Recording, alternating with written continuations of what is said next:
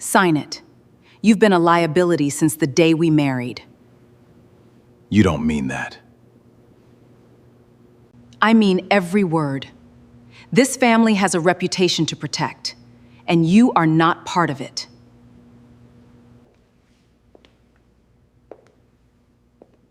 I told her this years ago. Some men are built to fix pipes, not stand beside a fair child. For the record, I think this is the right call. Investors don't back weakness. Is this really what you want? What I want is a clean break, tonight. Have someone take his things outside. Every last piece. I'll carry my own bag. You came with nothing. Leave the same way. I watched Tyler Maddox hold his phone steady, capturing every second. He wasn't recording a humiliation. I was building something he planned to use against me. The brass pressure gauge in my pocket belonged to my father. He spent his life keeping systems running that no one noticed until they stopped. Monica made her decision based on what she could see. She had no idea what she couldn't. If this kind of story stays with you, consider subscribing. There's a lot more where this came from. The night my father died, the only thing left in the room that still worked was an old brass pressure gauge he'd unbolted from the last pump he ever serviced. The glass face was cracked.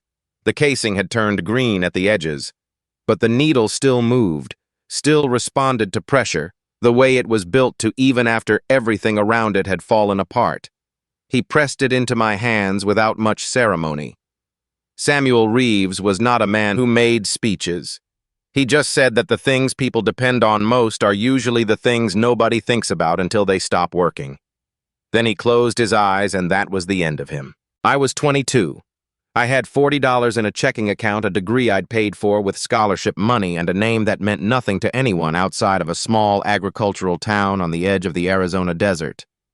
What I also had, though, I wouldn't have called it this at the time, was a very clear picture of how the world actually functioned beneath its visible surface.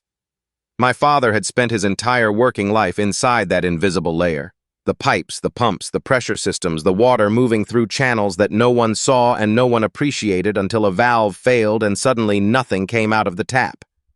He understood infrastructure the way a surgeon understands anatomy. And watching him get quietly destroyed by a real estate company that bought up local water rights when I was 13 had taught me something his formal lessons never could. It taught me that the people who control what flows beneath the surface control everything built on top of it. The company that pushed us out didn't have better engineers than my father. They had better lawyers, better access to county officials, and enough capital to absorb the short-term cost of cutting off water to the farms so they could redirect it to the new residential developments they were building 30 miles east. The farmers couldn't survive the loss of irrigation. They sold for whatever they could get. The development went up. The company made hundreds of millions. And my father, who had tried to explain to 3 different county meetings that the aquifer was being drawn down faster than it could recover, died in a rented trailer behind the pump yard where he'd worked for 20 years. Nobody wrote about it. Nobody held anyone accountable. The system just moved on the way systems do when the people running them know that silence is cheaper than justice. I did not set out to build an empire. That framing always bothered me, even later when the numbers made it unavoidable.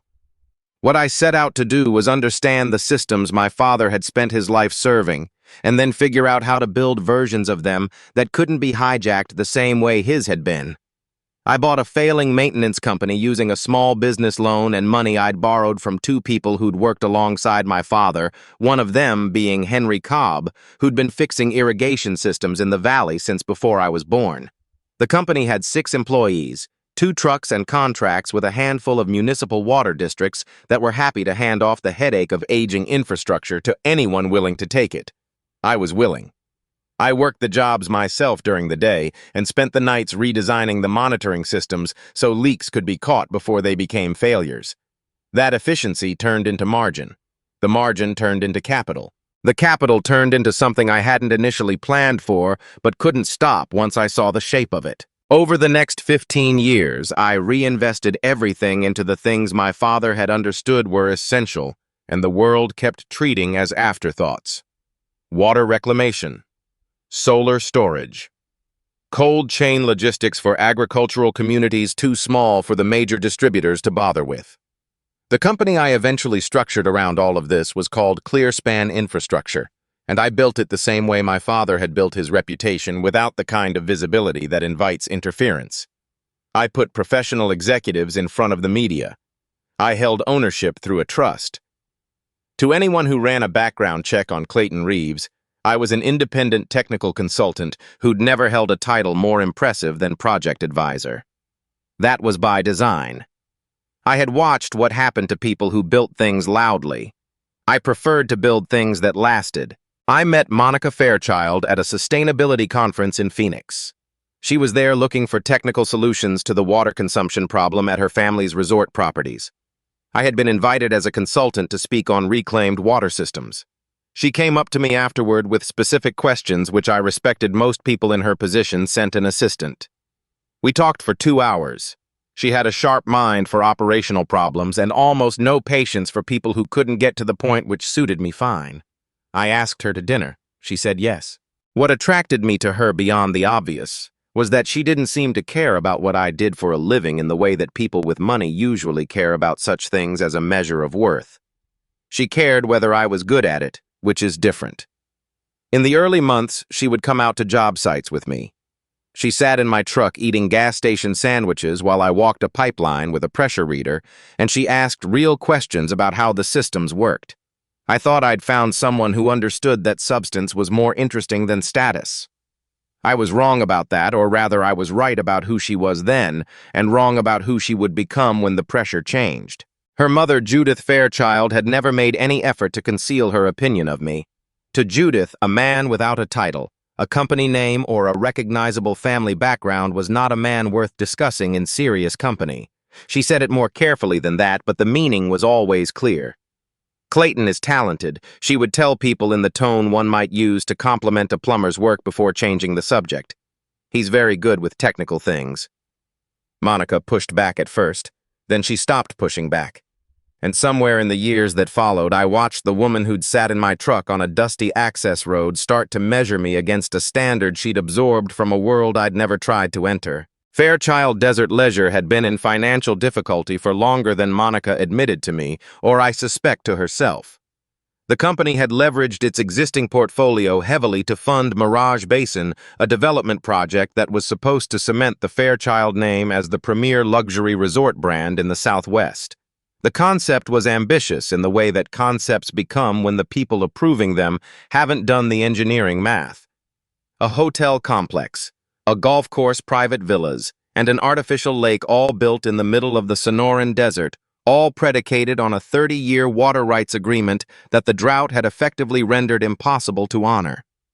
When the state regulators tightened groundwater extraction limits, the project's cost assumptions collapsed. The banks got cautious. Judith, without telling Monica, had already mortgaged the family's existing properties to keep construction moving. The hotels, the land holdings in Sonoran County, and Ocotillo House, the estate in Scottsdale, where the family had lived for decades. I had known about the debt situation longer than Monica realized. When the first round of bank calls had started coming in 2 years earlier, I'd quietly arranged for entities connected to ClearSpan to purchase the distressed loan positions before they could be called. I wasn't trying to acquire leverage over my wife's family. I was trying to buy them time for Monica to understand what was actually happening with the company and make clear-eyed decisions about how to address it. She never got that chance because Tyler Maddox arrived at Fairchild Desert Leisure around the same time, and he had a different use for the confusion than I did. Tyler had the particular kind of confidence that comes from knowing which rooms to be seen in. He'd worked his way through a network of Arizona lobbyists and land developers and arrived at Fairchild with the promise of political connections that could unlock the water access Mirage Basin needed. Monica was under enormous pressure. She wanted to believe him. He was well-spoken and relentlessly focused on making her feel like the problem wasn't the project. It was the people around her who lacked the vision to see it through. He told her in various ways and on various occasions that a woman with her capability was being held back by a husband who was content to fix other people's problems instead of building something of his own. He told her investors were asking questions. He told her the optics of their marriage were a liability. He said it all gradually enough that it didn't feel like manipulation until it had already worked.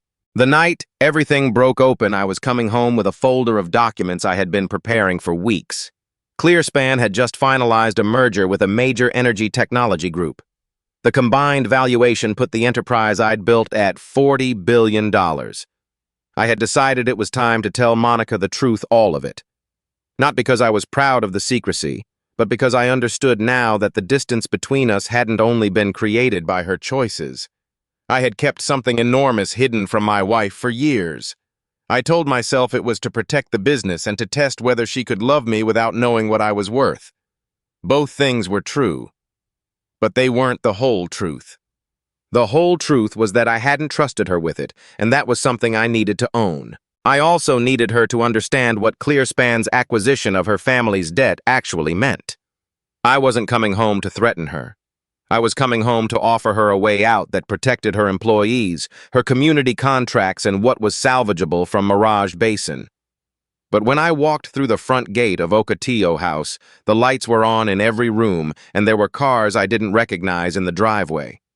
Monica was in the middle of telling a room full of people that a major infrastructure group had just taken a position in Fairchild's debt, and she was confident it represented an opportunity to accelerate the project. Tyler was standing at the edge of the room watching her with the patient expression of someone who already knows how a scene ends. Before I could reach her, Tyler was at Monica's side, speaking too quietly for me to hear. Whatever he said, the effect was immediate. Monica excused herself from her guests, walked to the entry table, and picked up a folder she'd clearly prepared in advance. She didn't look at me with anger. That was the part I wasn't prepared for.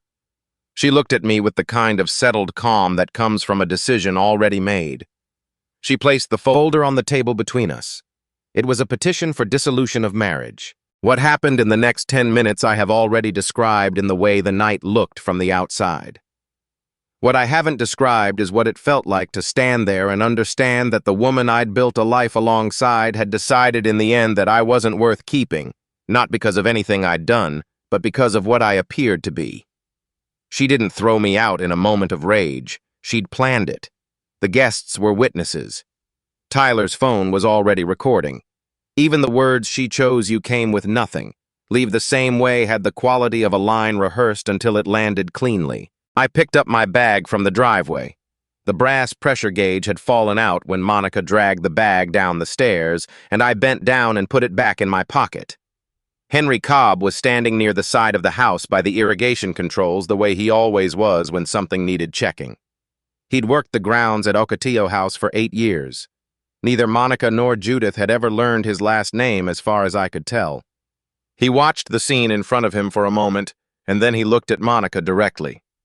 He said 6 words quietly, without drama, the way a man states a fact he has no particular interest in arguing about. "Your husband owns this entire estate." Monica laughed. She assumed he was making some comment about marital property rights. She wasn't listening carefully enough to notice that Henry wasn't the kind of man who made jokes. I walked out to the street. I didn't look back. I already knew what the next 24 hours would require, and none of it could happen while I was standing in that driveway. The folder I'd brought home was still in my jacket. The merger documentation, the ClearSpan valuation summary, the restructuring proposal I'd designed to give Monica's company a genuine path forward, all of it untouched. The truth I had come home to tell would have to wait a little longer for the right room, and I already knew exactly which room that was going to be. Dry Creek Pump Yard looked the same as it had the first time I'd walked onto it, a rectangle of cracked concrete, a corrugated metal building with one working light above the door, and a row of pressure gauges mounted along the exterior wall that no one had repainted since the 1980s. I had offices in 4 cities. I could have called a car to any hotel in Phoenix and been in a climate-controlled room within the hour. Instead, I drove myself to the place where I had started, unfolded the cot in the back of the control room, and lay there in the dark, listening to the old pump cycle through its overnight sequence. There are decisions that can only be made in places that don't flatter you. This was one of those places. What kept me awake wasn't anger. I want to be clear about that because the easier version of this story would make anger the engine of everything that followed. What I felt instead was a specific clarifying kind of grief. The grief of understanding something that had been true for a long time, but that you'd been careful not to look at directly. Monica had not thrown me out because she was frustrated or afraid or acting impulsively under pressure. She had planned it, staged it, and delivered it with the precision of a closing argument. The conclusion I kept returning to, lying on that cot with the pump cycling in the background, was that the cruelty of it wasn't personal. It was structural. She had looked at what I appeared to be and made a rational calculation. That was almost harder to sit with than if she'd simply hated me. The call from the ClearSpan board came before 7 the next morning. 3 members had already convened an emergency discussion. The concern was legitimate on its face: a founder going through a contested divorce in a situation where his personal assets were entangled with an acquisition target created a real governance problem. What concerned me more was the solution they were proposing. 2 of the 3 wanted to move immediately on Fairchild Desert Leisure. Liquidate the resort portfolio, sell the land holdings, recover the debt positions at full value. One of them had already spoken to a buyer interested in the Sonoran County parcels. I told them to stop, not to pause or reconsider, to stop entirely until I gave a different instruction. I laid out 3 conditions that were not subject to board vote because they fell within my authority as controlling shareholder. First, every employee of Fairchild Desert Leisure whose role had nothing to do with the financial decisions that had created this crisis would receive full salary protection and retirement fund guarantees through the restructuring.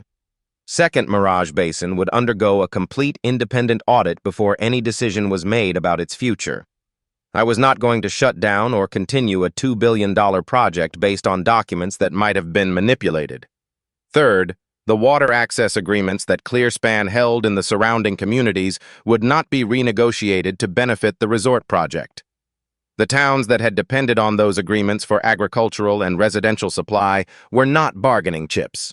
They had never been bargaining chips. I had built this company on the principle that infrastructure serves communities first, and I was not going to abandon that principle because it was suddenly inconvenient. The board member who had been most aggressive about liquidation told me I was letting sentiment interfere with fiduciary responsibility. I told him I was exercising exactly the kind of judgment that fiduciary responsibility required when the people downstream from your decisions are real. Then I ended the call. Across town, Tyler was telling Monica that the news about ClearSpan acquiring her family's debt was actually a sign that the restructuring would be favorable. He had a theory for everything. In his telling, the anonymous infrastructure group that had been buying Fairchild's distressed loans was a conventional private equity operation looking for a negotiated settlement. He told Monica that her position was stronger than she realized, that she should let him handle the initial conversations with ClearSpan's representatives, and that once the dust settled, they could present a unified front that protected the project. He also told her around this same time that once the legal and financial picture was clearer, there was no reason they needed to keep their relationship private any longer. He said it like he meant it.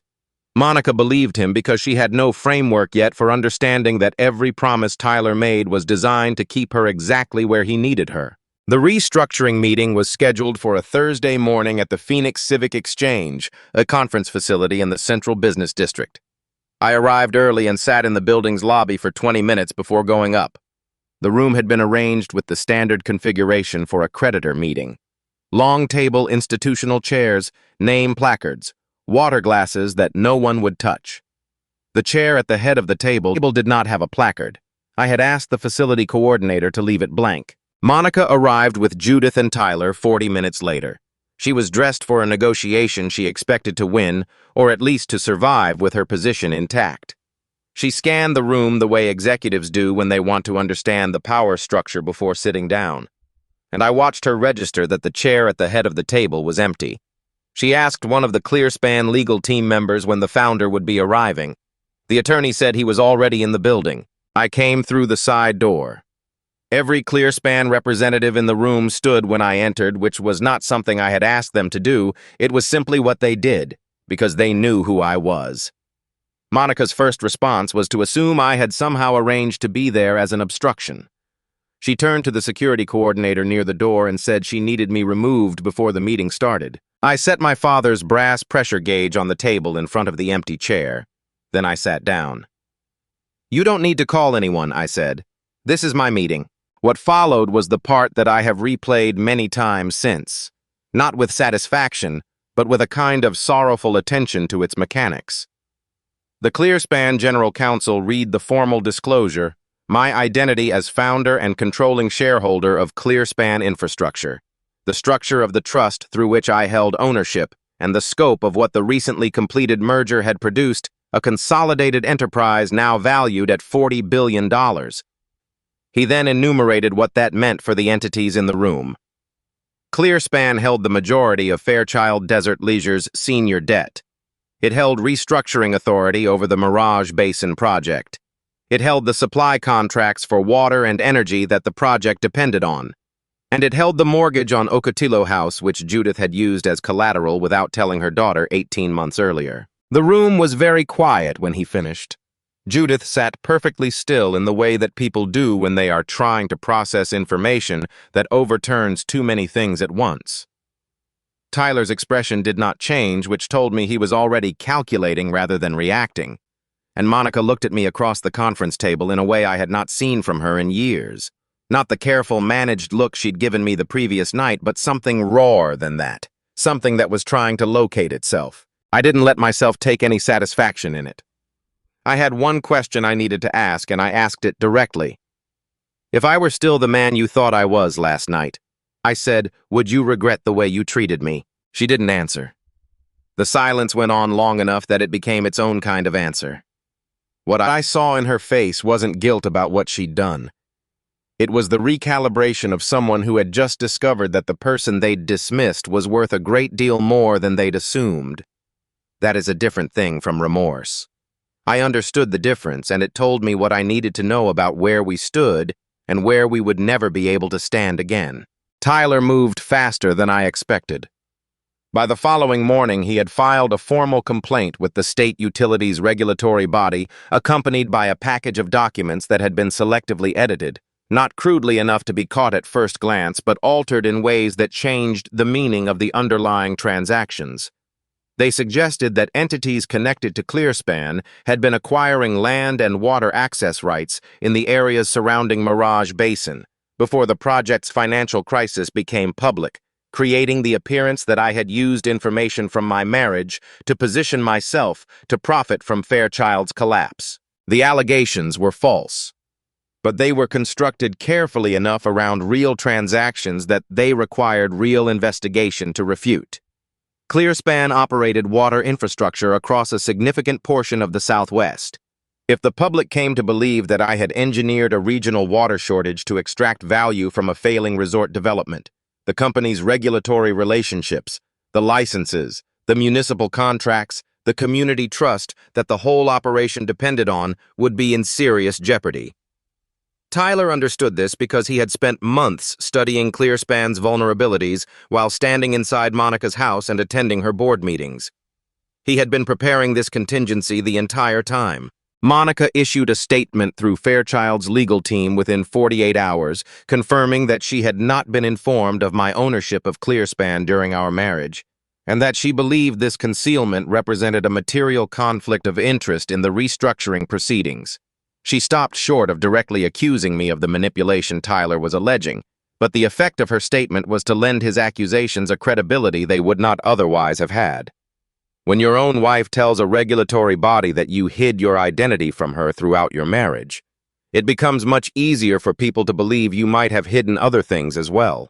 The board voted to suspend my voting rights on the Fairchild transaction pending investigation. A temporary external administrator would be overseeing the restructuring process. From the person who held every instrument of power in that room 3 days ago, I had become a suspect in the company I had built from a 6-person maintenance crew and a borrowed loan. The audit team, embedded in the Mirage Basin accounts, discovered the discrepancy 4 days later. $240 million had been moved out of the project's reserve fund through a series of transactions structured to look like routine vendor payments. Every transaction carried Monica's electronic authorization signature.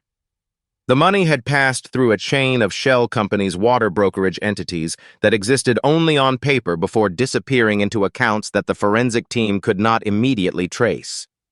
By the time the audit report was completed, Tyler Maddox had stopped answering his phone. His number had been disconnected.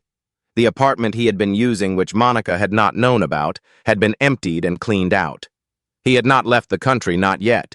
He was still somewhere in Arizona waiting to see how much of the evidence trail pointed directly at him before making his final move. Monica called his number more than 20 times over the course of a single evening. What she understood by the time the calls stopped connecting was that Tyler had never been building anything with her. He had been building an exit, and she had been the access credential he needed to open the door. I drove back to Dry Creek that night and sat at the metal work table in the control room. I thought about Samuel Reeves, about the county meetings where he'd explained calmly and precisely how the water system was being damaged and how the people with the power to act had looked straight through him because he was a pump technician in worn work clothes. I had spent 20 years building something that could not be looked through. And now I sat in the same room where all of it had started, with my authority suspended, my reputation under attack, and the only woman I had ever really trusted now being identified in a criminal fraud investigation as the signatory on $240 million in missing funds. The worst part was not any of that. The worst part was the knowledge that the evidence capable of clearing my name might also be the evidence that put Monica in a cell. I was not sure I could make that decision alone. But I knew that whatever I chose, I would have to be able to live with it in this room. Henry Cobb arrived at Dry Creek just after 9 the following morning. He came in his own truck, the same battered white pickup he'd driven to Ocotillo House every day for 8 years, and he carried a metal storage box that I recognized as the kind used to waterproof maintenance records in outdoor utility installations. He set it on the work table without preamble, and sat down across from me the way a man sits when he has something to say, and has already decided exactly how to say it. I told me he had worked alongside my father for 11 years before Samuel's health made fieldwork impossible. When I had come to him asking to borrow money for the maintenance company I was trying to buy, he had said yes, not because he believed in the business plan alone, though he thought it was sound, but because he believed my father had raised someone worth betting on. He said he had never told me this because he hadn't wanted it to change how I worked. He wanted to see what I would build if I thought I was building it on my own terms. When I had married Monica and moved into Ocotillo House, Henry had taken the groundskeeper position there himself. Not to watch Monica, not to report anything back to me. He had done it because he'd spent enough time around powerful families to know that people who had come from nothing and built something carefully could be isolated and managed by the people around them if no one was paying attention. He wanted someone in that house who knew who I actually was. He had kept that promise for 8 years by doing exactly what his job required and nothing more, right up until the moment Tyler Maddox began using Monica's office equipment in the middle of the night. The first time Henry noticed it, Tyler had stayed past midnight claiming he needed access to project files. The second time, Henry had checked the irrigation control panel, which sat adjacent to Monica's home office, and found that someone had accessed the local network backup drive through the maintenance terminal. Henry didn't know exactly what Tyler was doing, but he understood that a man who needed to be in a woman's private office at 2 in the morning using hardware he had no professional reason to touch was a man concealing something he couldn't hide from his own devices. So Henry began saving duplicates. He transferred copies of every file that passed through the irrigation system's backup terminal onto a separate drive he kept sealed inside the waterproof box, stored behind the pressure valve manifold. The one piece of equipment in the house that Tyler had never shown any interest in, because it was old and grimy, and men like Tyler Maddox do not linger near things that require maintenance. Inside the box was 8 months of logs containing embedded timestamps showing when Monica's office systems had been accessed and by whose credentials. Camera footage from the estate's exterior security nodes, which Henry had backed up independently after noticing the main system's storage was being periodically cleared. A folder of printed invoices that Tyler had handed to Henry personally, with instructions to put them in the recycling invoices from vendors whose names matched several of the shell companies the ClearSpan audit team had identified in the Mirage Basin transaction chain. The entry card records showing Tyler's late-night access times, and a hard drive containing the complete, unaltered versions of the financial documents that Tyler had later submitted in modified form to the regulatory body. The evidence was comprehensive. It was also in places uncomfortable for reasons that had nothing to do with Tyler. The logs included timestamps from a period when Monica's approval signatures had been applied to large transactions in sequences that didn't match normal working hours. Late evenings, early mornings times when she would have been signing documents on her tablet without reviewing the underlying details. The forensic picture this painted was not of a woman who had deliberately stolen from her own company. It was of a woman who had received warnings she chose not to follow up on. There were emails in the backup files from a senior accountant on the Mirage Basin project flagging anomalies in the vendor payment structure. A memo from one of the engineers questioning why water consumption figures in the reports didn't match the actual meter readings. Monica had received all of it. The response timestamps showed she had read the messages. She had not acted on them because acting on them would have slowed the project, and slowing the project was something she had told Tyler she was not willing to do. I sat with that for a long time before I said anything. Henry waited. He was good at waiting. The choice in front of me was not complicated to describe. I could filter what I handed to the investigation, give them what they needed to prove Tyler's guilt while holding back the elements that showed Monica's negligence. Or I could submit the full record and let the process determine her share of accountability. Each option carried costs that were not all mine to pay. Some would be paid by the employees whose protections I had promised. Some by the communities whose water agreements depended on ClearSpan's regulatory standing being restored. Some by Monica regardless of what I chose. I asked Henry what he thought my father would have done. Henry said Samuel would have told the truth and then done everything in his power to make sure the right people were protected afterward. He said my father had believed that honesty and mercy were not a choice between two things. They were a sequence. You told the truth first. Then you extended what grace you could within the space that remained. While I was working through this, Monica was making her own decision on the other side of the city. She had spent 2 days trying to reach Tyler through every channel available to her, and what she found instead was the architecture of how thoroughly she had been managed. A travel contact eventually located a booking a one-way flight under a name that wasn't Tyler's to a country without an extradition agreement with the United States. The booking had been made 11 weeks earlier.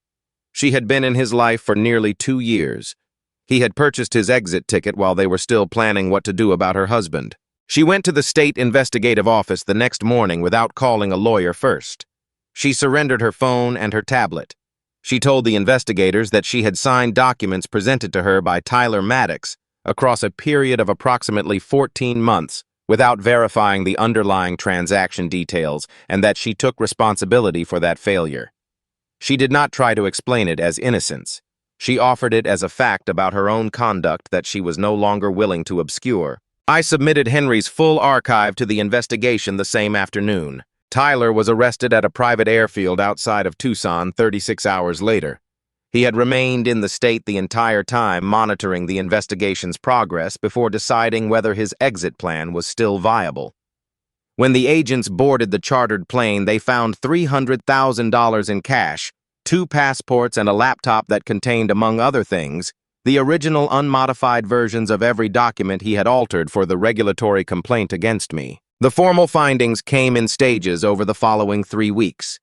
The investigation concluded that I had not manipulated regional water supply systems for personal gain, had not used confidential information from my marriage to position ClearSpan advantageously, and had not acted improperly in acquiring Fairchild's debt positions. My authority at ClearSpan was fully restored. Monica was not charged with fraud. What she faced amounted to a combination of regulatory violations and negligent oversight, serious consequences, without being the worst possible outcome. She lost the CEO position. She was required to cooperate with the ongoing investigation of Tyler's broader network for more than a year. She was barred from holding executive authority over any company with public water contracts for a period of 5 years. Judith, whose secret mortgaging of the family assets had created much of the underlying vulnerability, faced her own separate proceeding related to the undisclosed encumbrance on Ocotillo House. I moved forward with the Fairchild restructuring the way I had intended to before any of this began. Mirage Basin's most destructive elements, the artificial lake, the golf course, the infrastructure designed purely to make a desert look like it wasn't one, were canceled.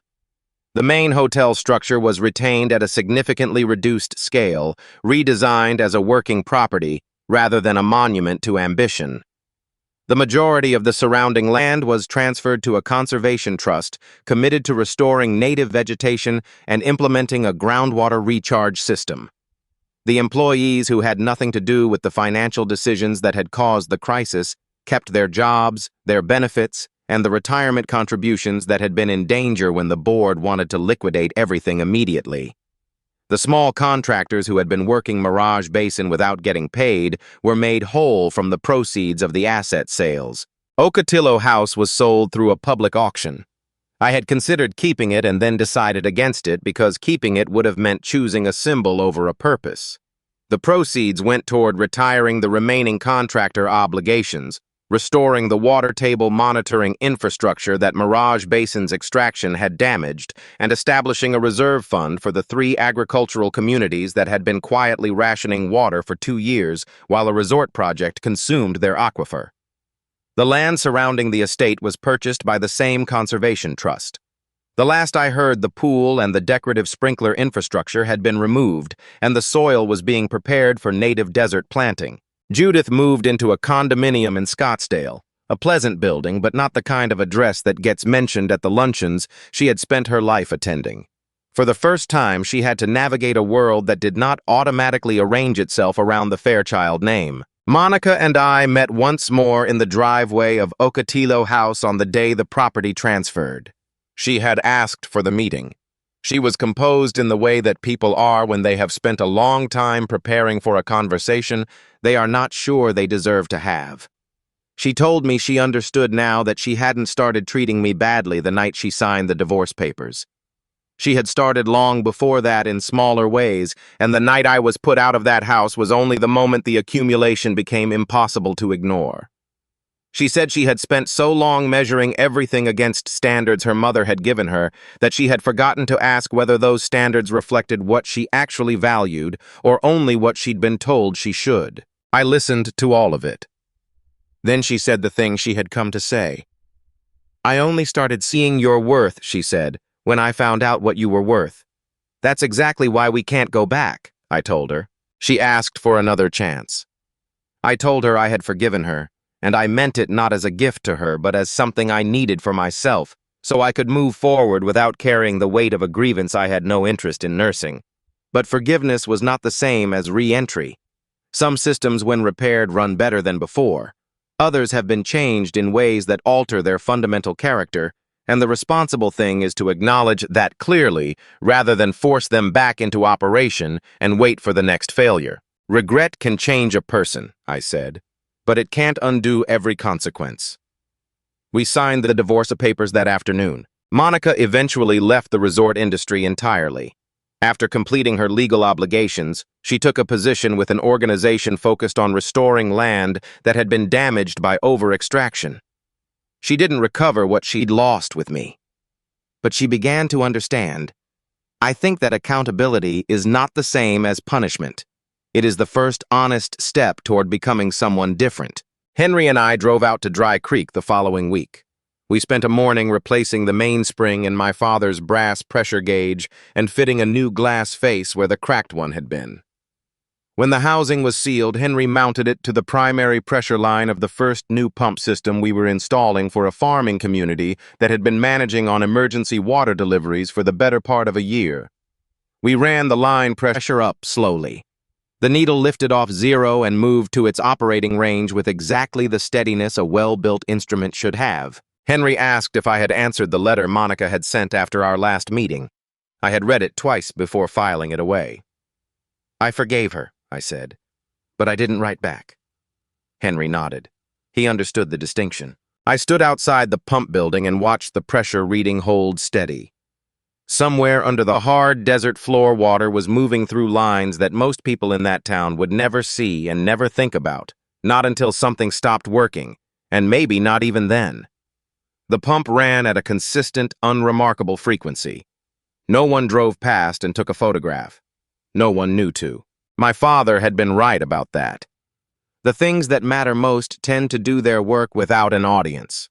A person's real value operates the same way, not in the moments when everyone is watching, but in all the time before that when no one is. Monica had not been wrong about everything. I had kept a significant part of myself hidden for years, and that distance had cost us something real. The reveal didn't create my worth, but my own silence had made it easier for the people around me to decide it wasn't there. The water kept moving. That was enough. If this story made you think about how we judge people, about the difference between real loyalty and borrowed admiration, there are more stories like this waiting for you on this channel. Subscribe if you haven't yet and share this one with someone who might need to hear it. The best thing any story can do is find the right person at the right time.